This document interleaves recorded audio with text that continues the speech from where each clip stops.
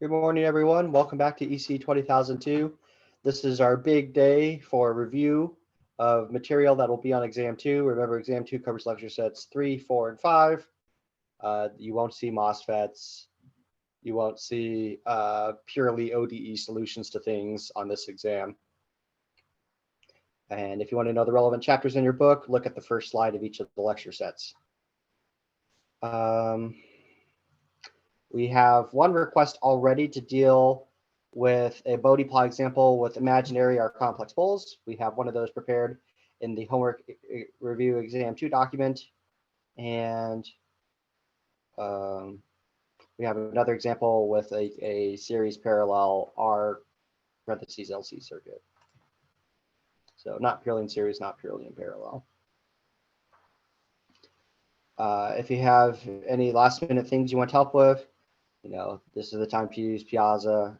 Reach out to me, reach out to the TAs, and get your questions answered. Exam will be run just like it was for exam 1, with the exception that the grace period is now 20 minutes. Remember, you are not supposed to work on the exam during the grace period. You are just meant to use that to gather your materials that you were using to make your answers. Convert files, scan them, upload them, and make sure that they're readable on Brightspace.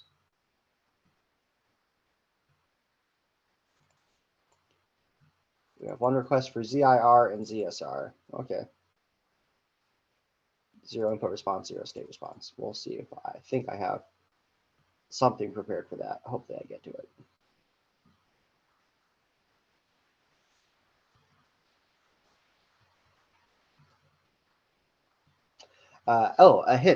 A hint about the exam. So on the exam, you can expect to see 3 different configurations of RLC circuits. So that is a hint. So you definitely have to be comfortable with RLC circuits. But as you'll see, that's not that elucidating of a hint. One of the learning objectives is the ability to work with second order circuits, and simultaneously, there's a lot of different questions we can ask, whether it's, a convolution type problem, a pole zero problem, a frequency response problem, a pure circuit solve problem with Laplace transforms with initial conditions, writing transfer functions. Then we have all of our second order terminology like resonance and, bandwidth and quality factor for the bandpass response, as well as the band stop response. A bandwidth calculation. Ooh, okay. So let's go ahead and share the screen so that we can start talking about everything we need to in this document. So last time we went over a continuous time convolution problem and a graphical convolution. Hopefully that's starting to make sense for you. I don't want to spend too much time talking about convolution today, since we spent the last half of yesterday's lecture reviewing it. But let's go to the inverse Laplace transform and Bode plot.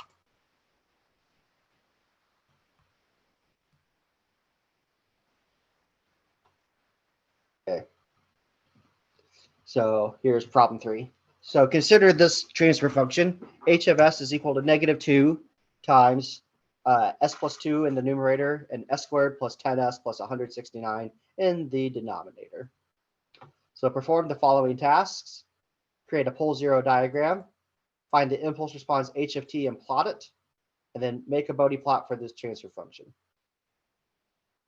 So, okay, so we can see pole zero diagram, Bode plot skills being tested graphically, and then of course our ability to find the impulse response as well. So that's a hint. You should immediately think, okay, we have h of s. H of t is just the inverse Laplace transform of h of s. And plotting, I'm actually not going to do that in this document. I leave that as an exercise for the viewers at home. So for part A, the pole zero diagram. So we're going to complete the square in the denominator. Why would we do that? Well, one thing we should note is that whenever we have an irreducible quadratic, we need to convert this into a way that we can find the poles and zeros. Now, the quote unquote reliable way to do this is to just use the quadratic formula. However, that's going to take time, and sometimes you end up with numbers that are a little bit shaky, and you have to do a lot of math. It's faster to complete the square.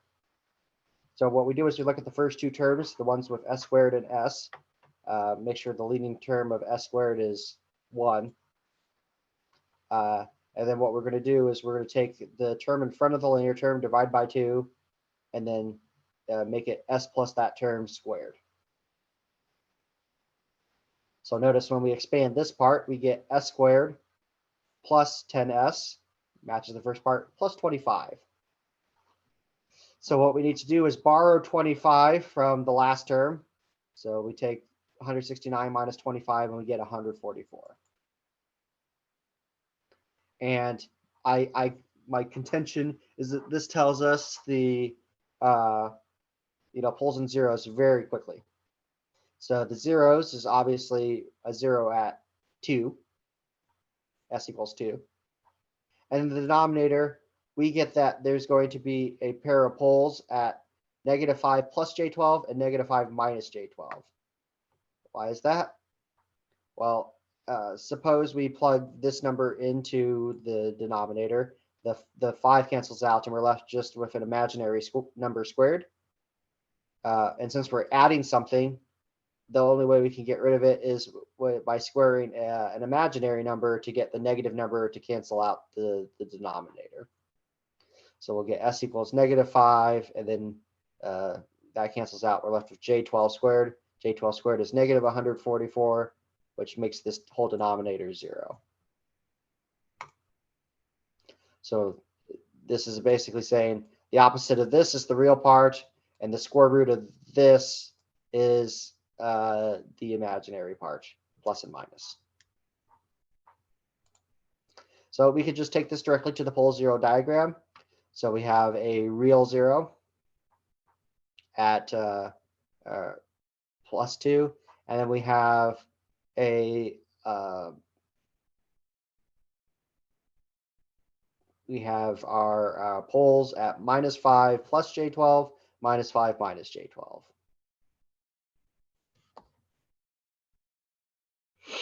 All right, quick poll of the class. For this pole 0 diagram, is our system BIBO stable, BIBO unstable, or heck if I know?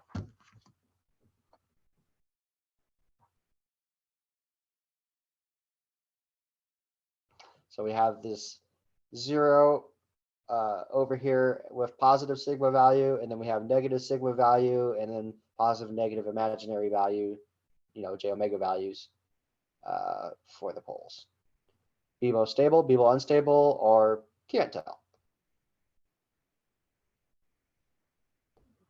Very good. Looks like the majority has it. It is BIBO stable. The only thing that throws you off is the 0, maybe. It's in the right half plane. However, the zeros do not determine stability, only the poles. So the poles being completely in the left half plane, not along the imaginary axis, not in the right half plane, means that we have a BIBO stable system.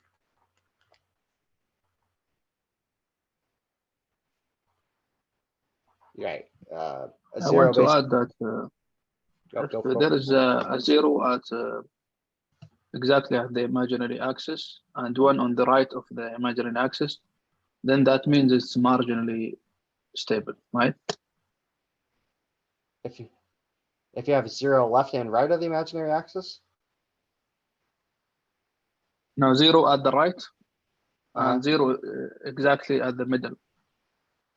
Oh, 0 at the origin? Yes.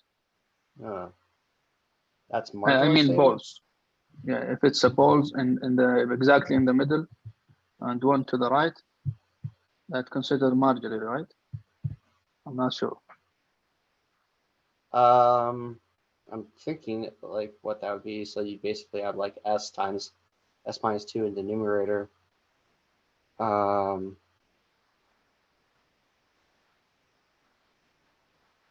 mean, yeah. No, I mean, the zeros don't matter for stability at all. If we had a pole at the origin, it would be marginally stable, which we would consider feeble, unstable. But I don't think the 0 being at the origin and in the right half plane makes it marginally stable. I can't think of. I will restate what I said because I made a mistake. I meant if there is a ball exactly in the middle and another ball to the right of the imaginary axis, then does that mean it's unstable or yes, marginally unstable? It would. Any pole fully in the right half plane means unstable. So if there's any pole in the right half plane, it's unstable.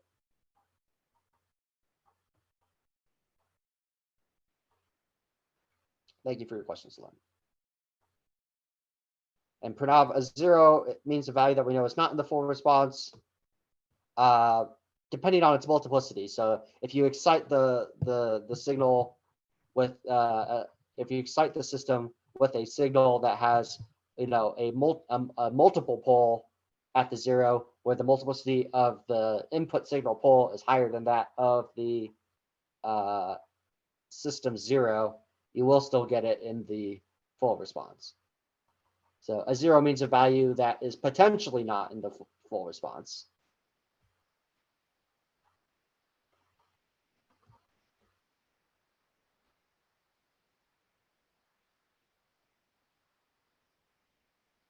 Right. I think that's a good definition. Depending on your real value of S, the real value of S for unstable is greater than that of the marginally stable, in which case the real part of S is 0, which is greater than the real part of S being negative for stable.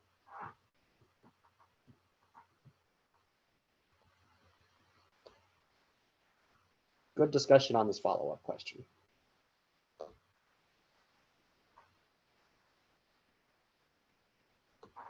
So let's move on. Find the impulse response and plot it.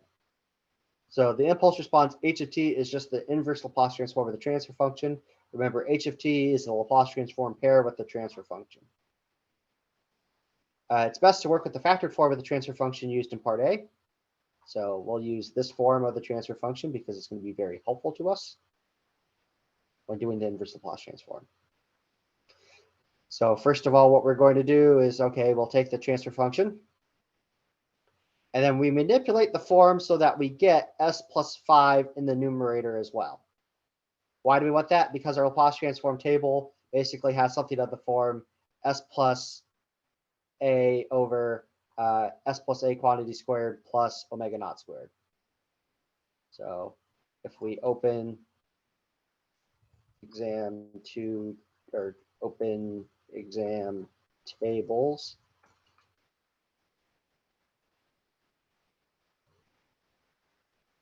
we have this exponential times a cosine.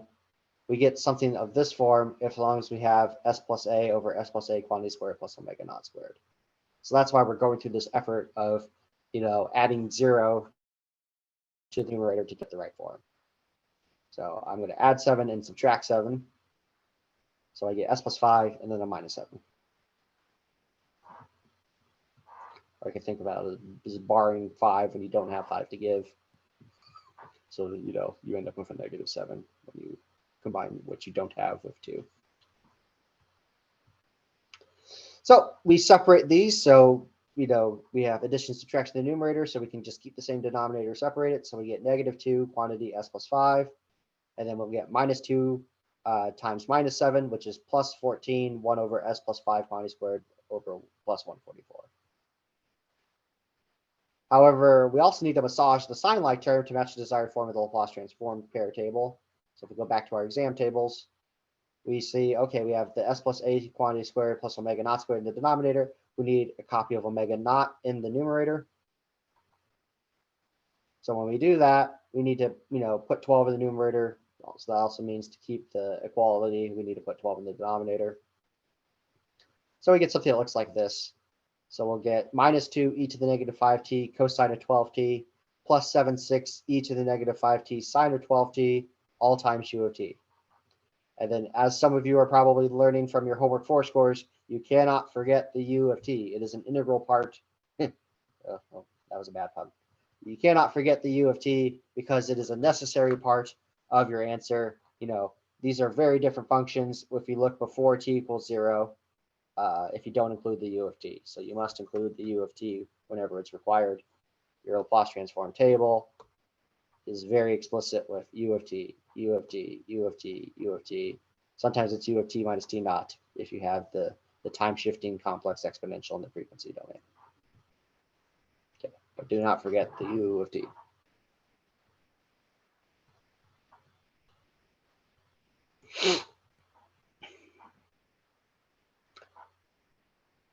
Do we have any questions about this impulse response from the transfer function? Asking how to get the impulse response from the transfer function is just a great way to ask for the inverse Laplace transform of something without having to make you solve a circuit.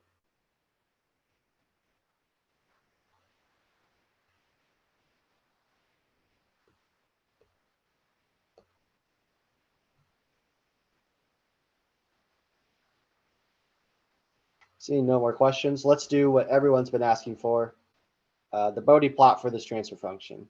Well, we already had the poles and zeros identified from part A, 0 at s equals 2, poles at -5 plus j12, -5 minus j12. Okay, so here is a bunch of text explaining my thinking. You don't have to put nearly this much text on the exam. I'm just doing it because I know this is something that's troubled a lot of people, so I want to present it both visually and textually to help people who have different learning styles. So to make a Bode plot for h of s, we use the poles and zeros to establish critical frequencies. And since we didn't get any units, I'm going to keep everything unitless because nothing explicitly states what the units should be, even though we would assume we would be working with like radians per second or nevers per second. So we order our critical frequencies from the lowest frequency to the highest frequency. So the critical frequencies are the 0 at omega z equals 2. And we have a pole at, remember, we're dealing with complex frequency. So complex frequency isn't, the pure imaginary component. It's the distance from the origin. And these two poles have the same distance from the origin. They're going to be at square root of 5 squared plus 12 squared by the Pythagorean theorem, or the distance formula, however you want to think of it. Well, this is a 5, 12, 13 triangle. So you could go straight, but I work out the math. Square root of 5 squared plus 12 squared is square root of 169 is equal to 13. And the effective multiplicity is 2 because we have two poles at the same distance from the origin. We would expect that when we're dealing with complex conjugate pairs, it's like these two poles have occur at 13 with a multiplicity of 2. So in order to comfortably fit everything in, this is basically at 1, so we want to go 2 decades before that. So, 0.1 radians per second is, it's not quite 2, but it's just enough to show the flat part before the phase starts changing. And then we want to go 2 decades above this. So this is basically 10, so 100, and then 1,000. So I wouldn't do anything that's much smaller than these frequency axes. You might be able to cut off part of before 10 to the third. You might be able to do it at like 5 times 10 to the second. We're splitting hairs here. This is a comfortable range to fit the interesting parts of the frequency response. And remember, you must show everything. You can't just choose not to plot where a polar 0 is, or where the phase or where the magnitude is, not changing. Especially for the phase response, you got to plot out fairly broad around at least a decade past all your poles and zeros. So let's figure out what happens as omega goes to 0 in our transfer function. So here's our transfer function. We plug in h of j omega. So what happens is we will get, when we plug in j0, we'll get, -2 times -2 over 0 plus 0 plus 169. So when we do that, we'll get, the magnitude of h of j omega goes to 20 log of 4 over 169 decibels, which is -32.52 decibels using a calculator. So the magnitude response starts with a flat slope, and the phase response will start flat at 0 degrees. And because, it starts flat, we can position the magnitude response vertically. So here's what we have so far. So we start at negative 32.52 decibels, and it's flat. And our frequency axis runs from 10 to the negative first to 10 to the third omega. And omega runs from 10 to the negative first to 10 to the third omega. And then we're also going to start flat here.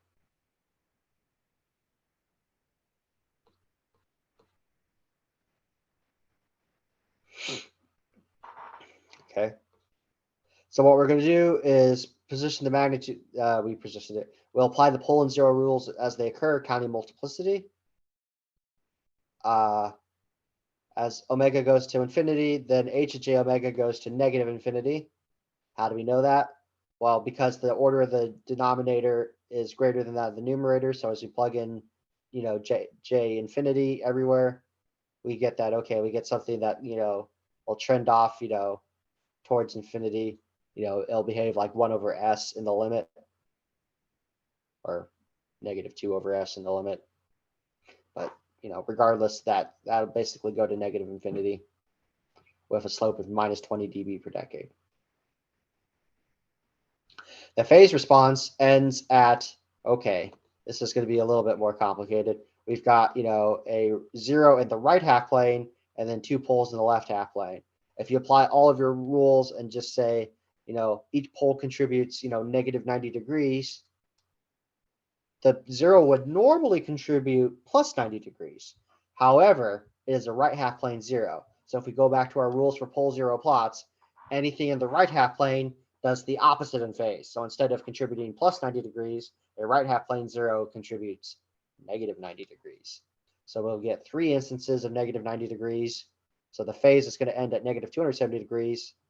But we don't like dealing with degrees that are outside of negative 180 to 180 degrees. So we can wrap this around by adding 360 to it and saying negative 270 degrees is equal to 90 degrees. Modulo 360 degrees. That's how it all works. And then shift it back. So yeah, we'll make sure the phase plot wraps the angle to negative 180 degrees inclusive to 180 degrees exclusive. So we can actually plot the Bode plot. So here we go. We said we'll start flat in the magnitude response at negative 32 some decibels. And then at 2 radians per second, we have a 0. So we'll curve upwards at plus 20 dB per decade until we reach 13, which is between 10 to the first and this 2 times 10 to the first tick mark. At which case, at 13, we'll gain a slope of minus 20 dB per decade twice because we have a pole of multiplicity 2, effectively. So we'll go from plus 20 dB per decade slope to minus 20 dB per decade slope. And that is our Bode plot, this red line, this red dashed line right here.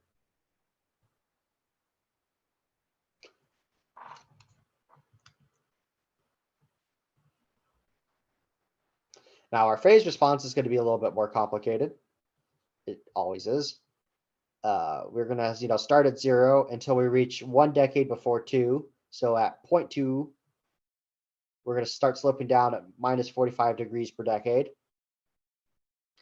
And then, we'll stay at that slope until we reach 1.3 times 10 to the 0th, because that is 1 decade before where our pole of multiplicity 2 appears. So because it's pole of multiplicity 2, we're going to, go down at a rapid, negative 90 degrees per decade. But that adds to what we already have here. So it's like negative 135 degrees per decade right here. So very fast negative slope. And then eventually it'll keep going until it reaches 2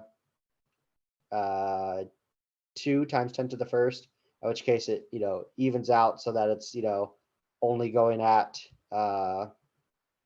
negative 90 degrees per decade. And then eventually when we reach 1.3 times 10 to the 2, we'll flatten out completely because we've run out of, we're more than a decade past the 13 where the pole is.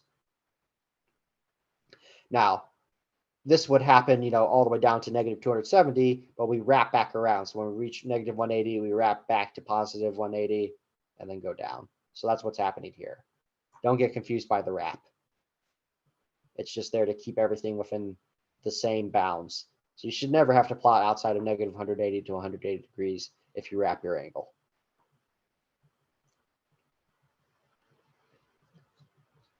Okay, that's the Bode plot itself. What questions do we have? Marginally stable counts as vivo and stable for this class. David explains it more. We want the exact decimal value at the peaks on the exam. General shape is okay. You don't have to do the peaks. You just have to do these red dashed lines. I talked to a Bode plot. We want the piecewise linear approximation. And now, if you curve this in, it might help you understand things better. But like, we're not expecting the blue line.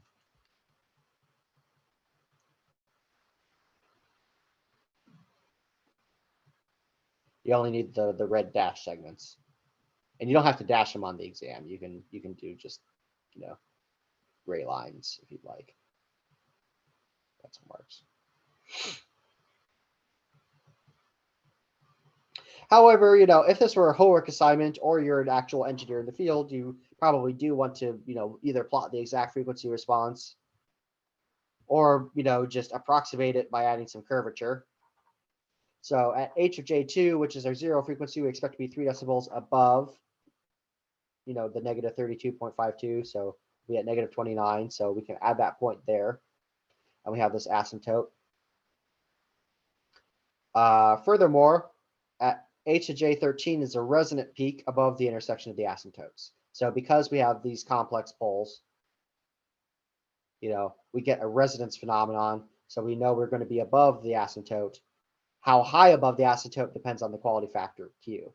So we know we can just add a point above these asymptotes, and we broadly connect the asymptote to the point we got 3 decibels above at the zero, some point above, kind of maybe just kiss the asymptote a little bit with your curve, and then as the frequency gets large, you want to slope back towards the asymptote. So that's how you would approximate this exact blue curve.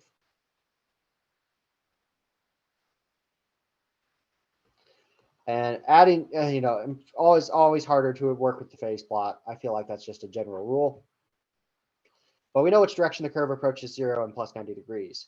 So we argued as we were counting poles and zeros that, we must be below 0 degrees. So we know we must always be below 0 degrees. And this is, negative 270 degrees is 90. So we know we're approaching this from above.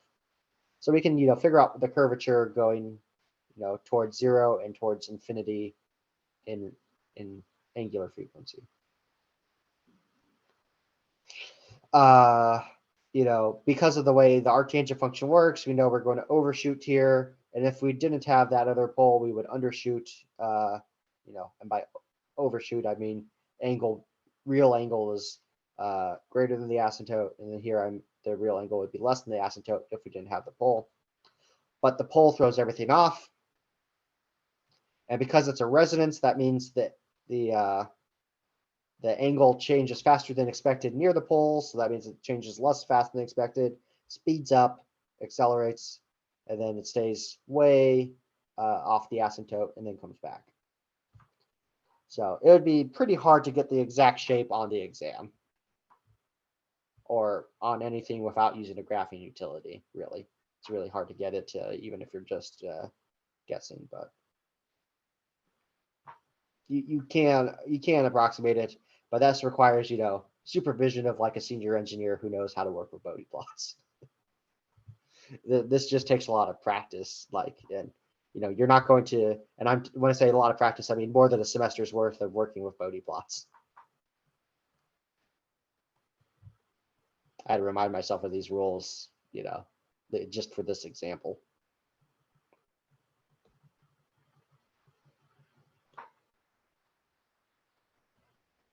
No, like when the asymptote changes, you don't need to have any numerical examples. I do recommend that you figure out what happens as omega goes to 0 exactly, and as omega goes to infinity exactly. That'll at least get you the limiting behavior correct. In between, You just need to have the correct vertical positioning. So in this case, we didn't need to test any other points. We knew what happened at 0, so we could get where this flat line starts, and we could always just, go from our intersection, change the slope, go from the intersection, change the slope. But if maybe this started with a 0, you would have to, choose a test point, plug it into the transfer function. So say you choose, j times 1, plug that into the transfer function, see what the magnitude would be, and that would help you vertically position, this magnitude response. The phase response doesn't really require any vertical positioning because it deals more with, changes only over 2 decades, and it's flat everywhere outside of it. So there's always a flat part of this graph you can latch onto. Yeah, that's a true statement. Yeah, every phase response plot is going to have a flat segment somewhere.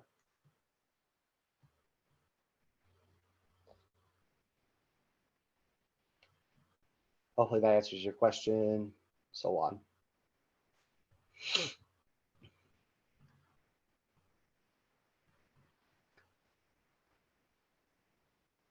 Do we have any other questions about this? We are now masters of Bode plots of complex poles.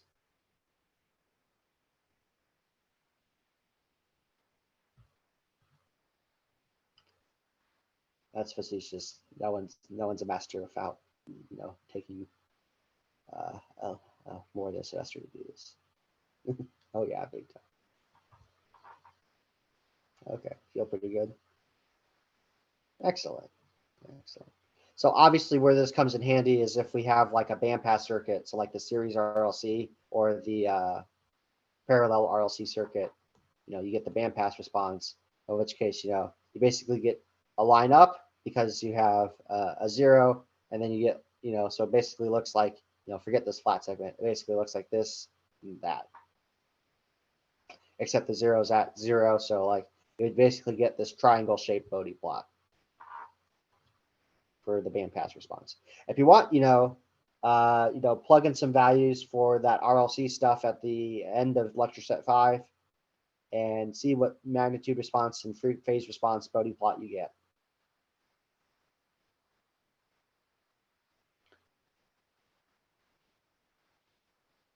So because they have, left half plane zeros, it'll basically go from positive 90 degrees down to negative 90 degrees, or vice versa.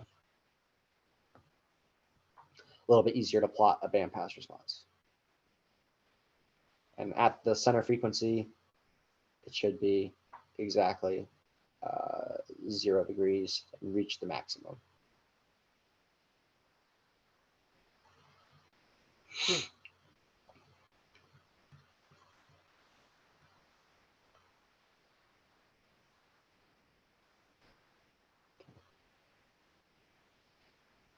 Well, here is basically, I did something a little bit different. This won't be exactly in this form of the exam, but I basically wrote one circuit and I asked every question I could think about asking for this circuit.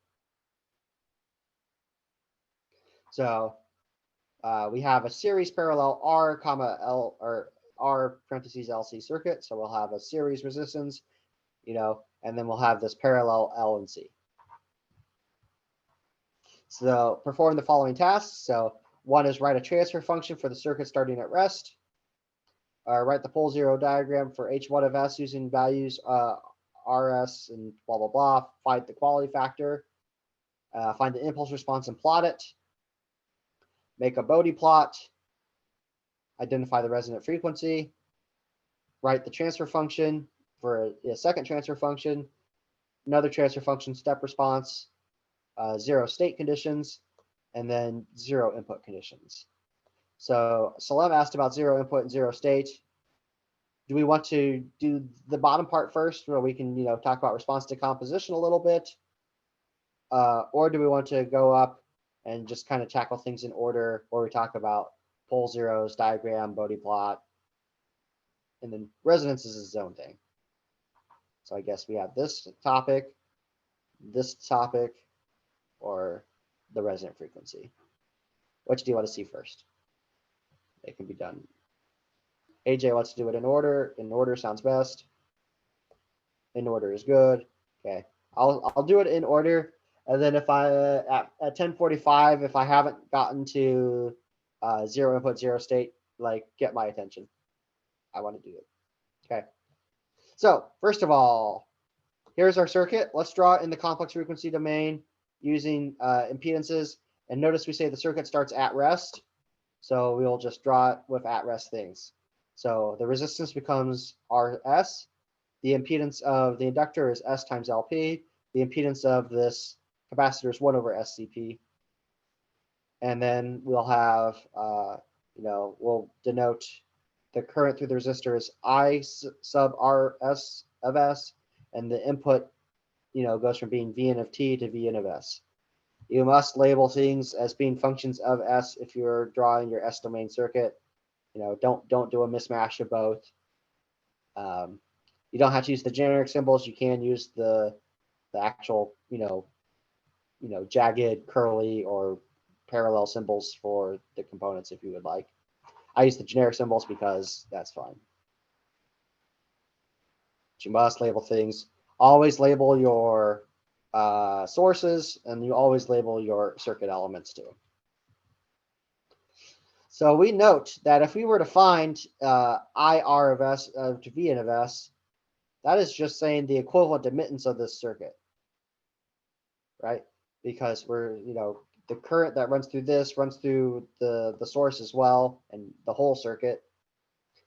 And, current in over voltage in is the same thing as admittance of the circuit.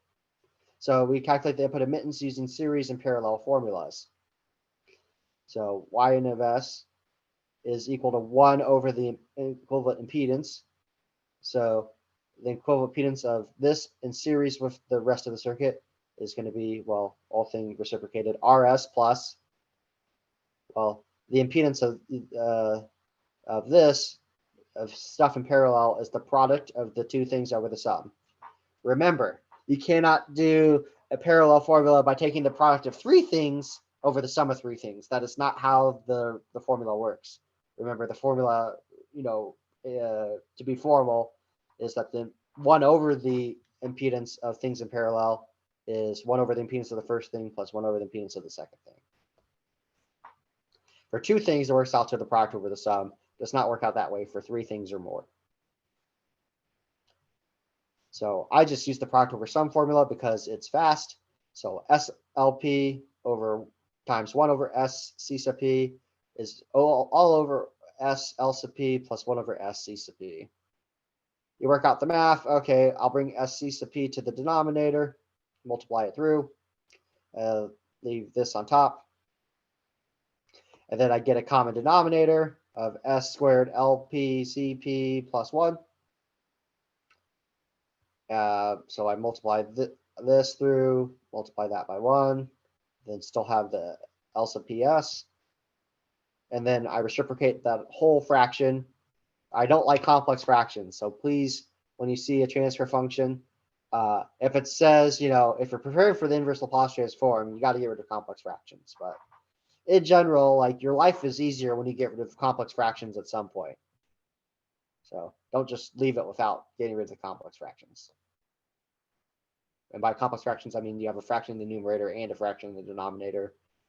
Because we deal with, nice, physical, stable systems, should get something like this, where it's always simplifiable to something like this. And then if I divide everything through by Rs, L sub P, C sub P, I would get, 1 over Rs times quantity S squared plus 1 over LP C sub P, all over S squared plus 1 over Rs C sub P, S plus 1 over LP C sub P. Notice this is a band stop circuit, second order circuit, where we have a S squared term plus a constant term in the numerator. So it's a band stop circuit, if you were asked to identify that.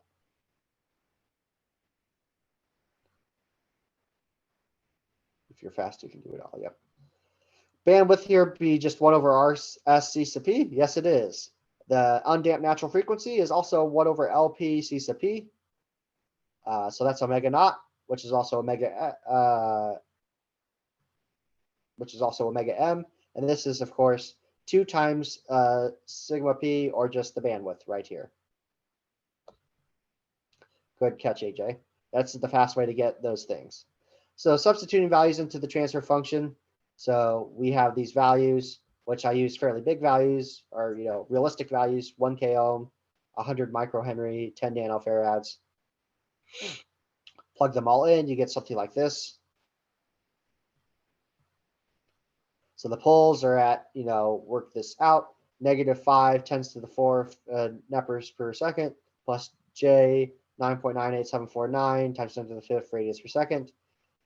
You would need a calculator to do this one. Completing the square is an option here, so you would do it by completing the square. Be a little difficult. Zeros are at J plus or minus J 1 times 10^6 radians per second. So we're going to plot this out, 10^6, 10^6, scale factor of my axes. Sigma is J omega.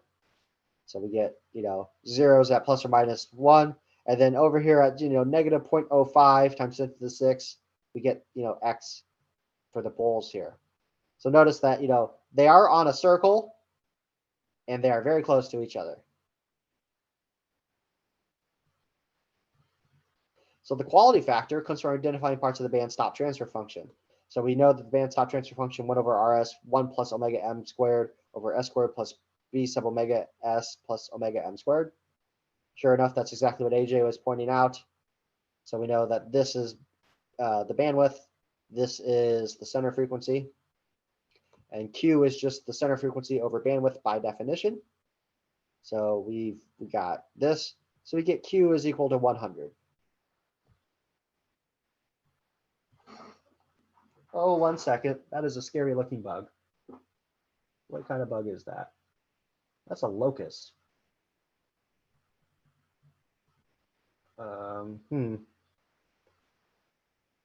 It looks like it's a very scary bug, but I'm going to try to ignore it.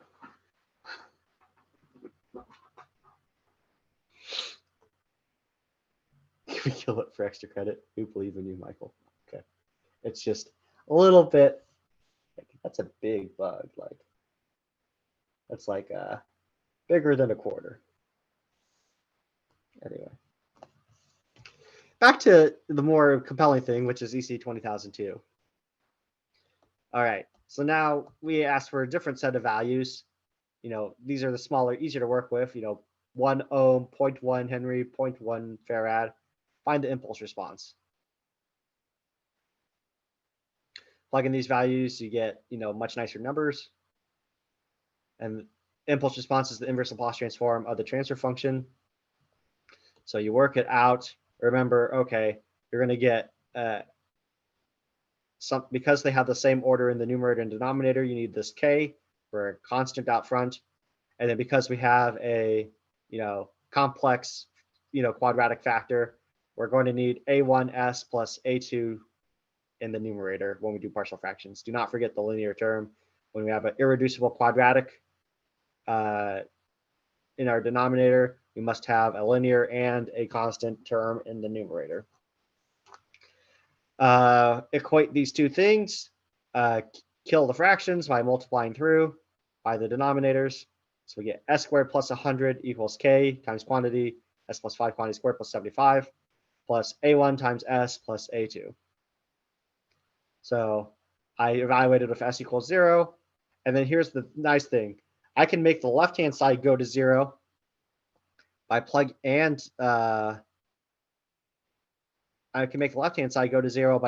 J10. So remember, we can plug in any values we want really for S, and the equation has to hold. That includes purely imaginary numbers too. When we do that, we will get J100 multiplying K, J10 multiplying A1 and A2, and then we can plug in its complex conjugate minus J10 and get a very similar equation. Oh, look, you can add these bottom two equations together and you get that A2 equals 0. Oh, that's great. And if A2 equals 0, right up here, we get that K must equal 1. So that's really fast. And then A1 can be found by plugging into either of these equations.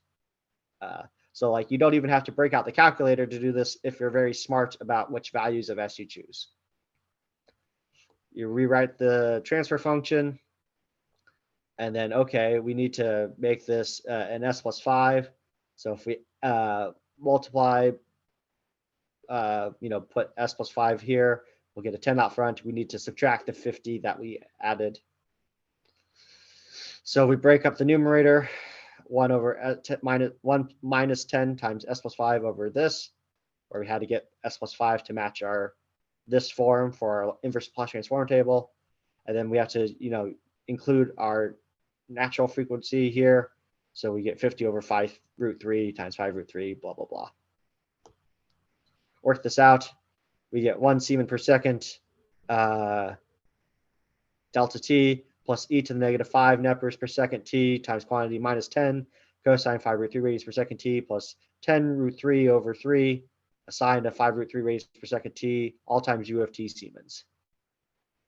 That is our impulse response.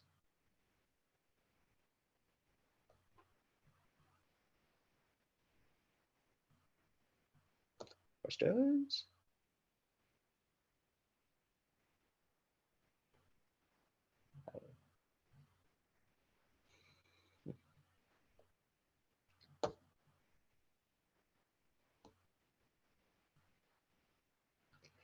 It's just excited to learn about transfer functions. Yeah, maybe the bug really likes transfer functions. All right. In the interest of time, I'll jump to part D. We'll make a Bode plot for this transfer function. Actually, I won't do part D, and I know many of you will be sad, but I will explain why by doing the first part of it and then not doing the rest of it. We identify the poles and zeros. The zeros are at plus or minus J10 radians per second, and the poles are at, S equals negative 5 nepers per second plus or minus J 5 root 3 radians per second.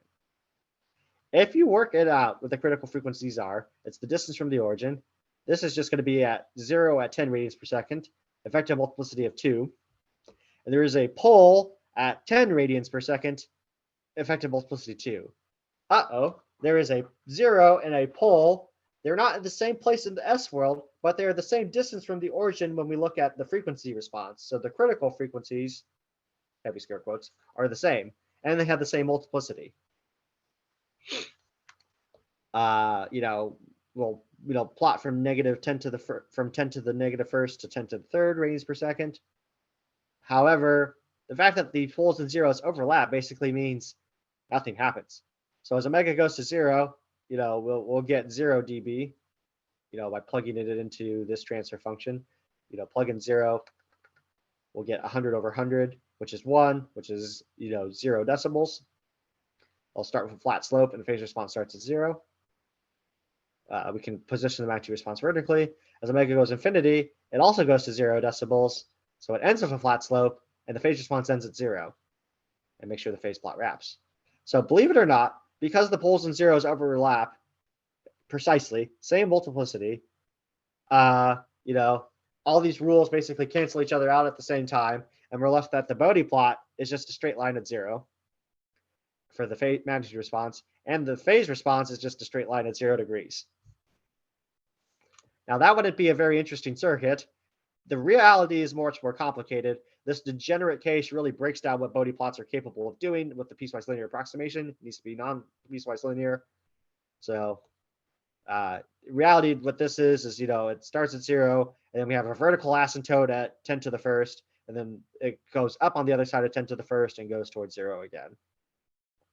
And the phase response actually dips down to negative 90, wraps back to positive 90, not to negative 180 to 180, but negative 90 to 90, because there happens to be a 0 there. The phase can change as a discontinuity. And it behaves like this. So believe it or not, if you plot a bandstop filter with a Bode plot, you don't get anything interesting. So we won't ask you to do that on the exam, but I thought it was interesting to at least point out that you get something that breaks down in this case.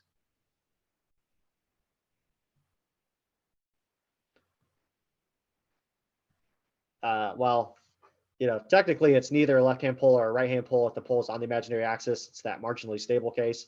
we still consider it BBO unstable. Now, as for which rule do we apply, that's a good question. If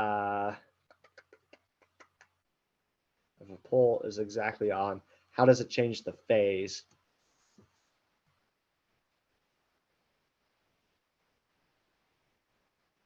Do we get a phase change? It might be 0. I'd have to plot that out for you. So I'll get back to you, AJ. Definitely a good Piazza post because it's definitely an extension.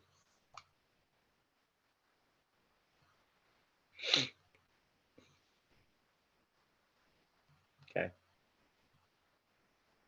We'll do the resonant frequency and then we'll skip to the 0 input and 0 state responses. So the resonant frequency is kind of separate from everything else. So basically we go back to our circuit and we ask, okay, how do we make the imaginary part of our admittance go to 0?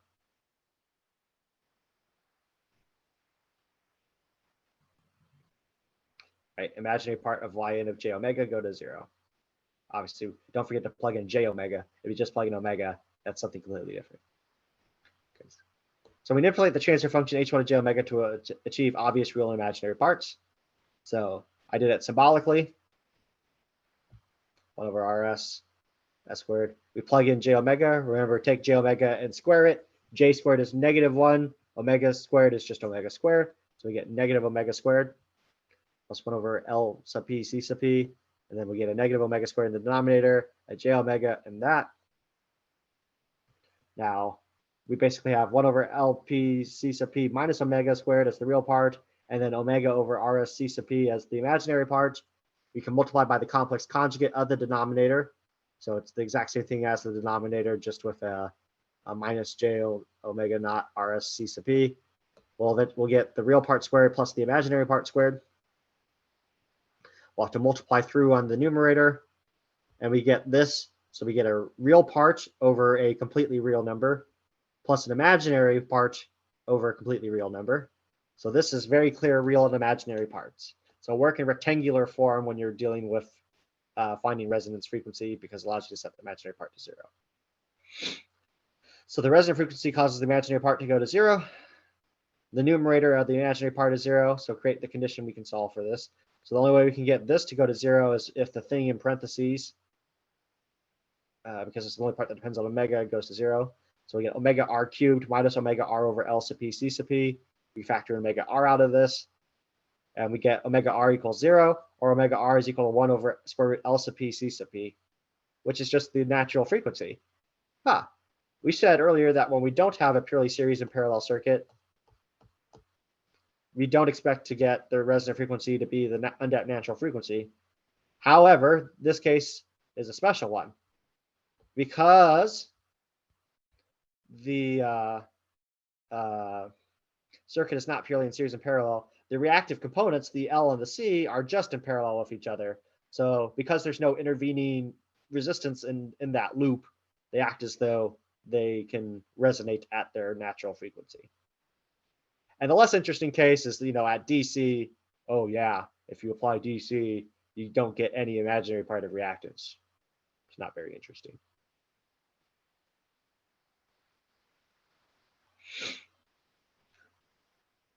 So what we're going to do is get a second transfer function, this one relating V C sub P of S to V in of S.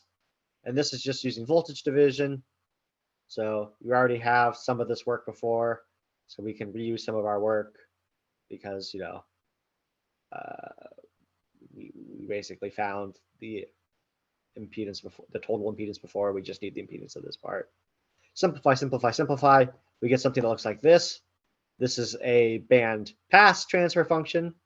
So we band pass it if we are looking at the capacitor voltage to the input voltage. So step function, we get the step response when we turn everything off. So because everything else is off, this is just the zero state response, ZSR.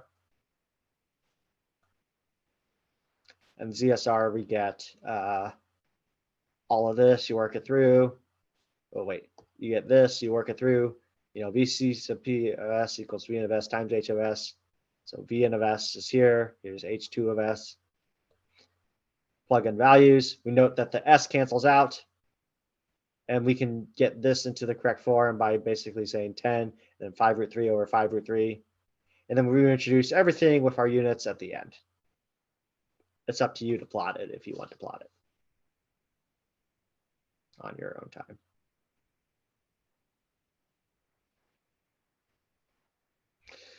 The more interesting thing to do is look at this circuit and use its initial conditions. So we're going to use initial conditions.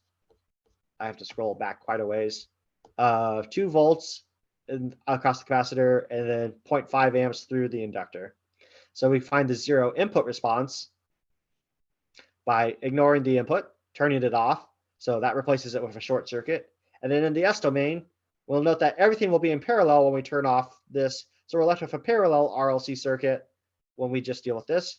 And we can combine these 2 current sources because these current sources are in parallel with each other. We can combine them to create a single down pointing current source of IL P0 minus over S minus C sub P VC sub P 0 minus. And then by Ohm's law, we get the capacitor voltage. So VCP of S is equal to the state current times the equivalent input impedance. But if we say times the equivalent input admittance divided by the equivalent input admittance, we already have that. So we just, we found that back in part A and B. So we multiply it through, do all this work to multiply it out. And then we notice, okay, we're going to have, the same S squared plus 100 term in the denominator and then an S. So we can just say, okay, there's one term where we're going to have a constant. So this term is going to have a constant. We're going to need an A1 over S, and then we'll have an S squared plus 10 squared in the denominator. We need the linear term and the constant term in the numerator. So yeah, 4 unknowns to solve for. 0 is a convenient value. Turns out J10 and minus J10 are a convenient value, and just chose one other value. I just chose the value that makes the left-hand side equal to 0. This one's a little too hard to solve on an exam. You work it all out. Boom, boom, boom, boom, boom, boom, boom. You get this right here, which is your 0 input response. It's got a delta, and then it's got a step and an oscillatory part too. And that's the 0 input response to VC sub P. What we got in part G was the 0 state response. If you wanted the total response to that specific set of input and initial conditions, it would just be the sum of the same 2 things by superposition.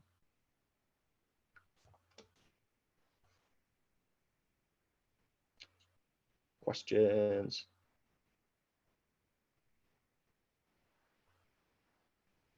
Remember, this is way harder than you would get on an exam. Not way harder, but significantly harder.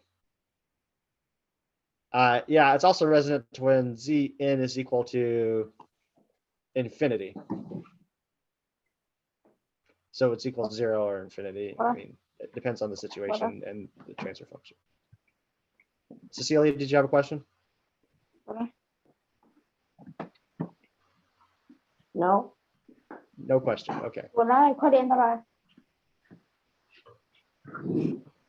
Scaling is on this exam. So yeah, magnitude and frequency scaling are fair game as well. No one asked any questions about it. Homework 5 will not be graded by tonight. We will have the solution out though. I'm on my TAs to get out the solution.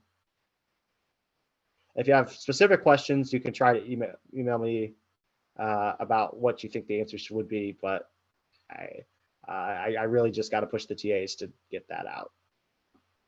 And if worse comes to worse, I have to work out problems myself. I don't have time for this. I made this wonderful practice problems. Hopefully you find these helpful. And the last thing is I gave you a series parallel LRC circuit and a series parallel CLRL circuit. If you do nothing else, identify the resonant frequencies, maybe do the Bode plot or the transfer function in the Bode plot. Like these are all good questions. So I left problem 5 and 6 for you to kind of do on your own time. Homework 6 should have scaling problems on it.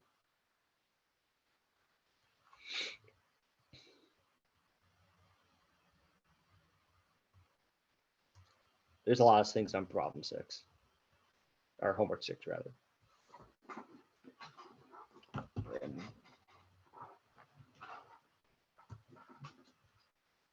This document should be in content homework solutions.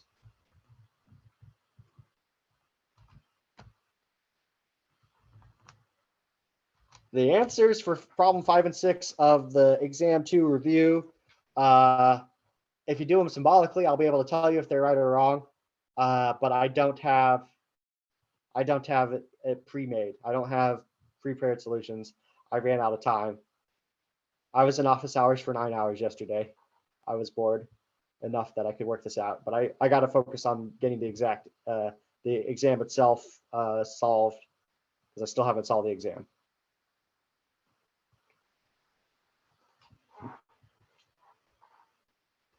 All right. Goodbye, everyone. Let me know if you have questions for office hours.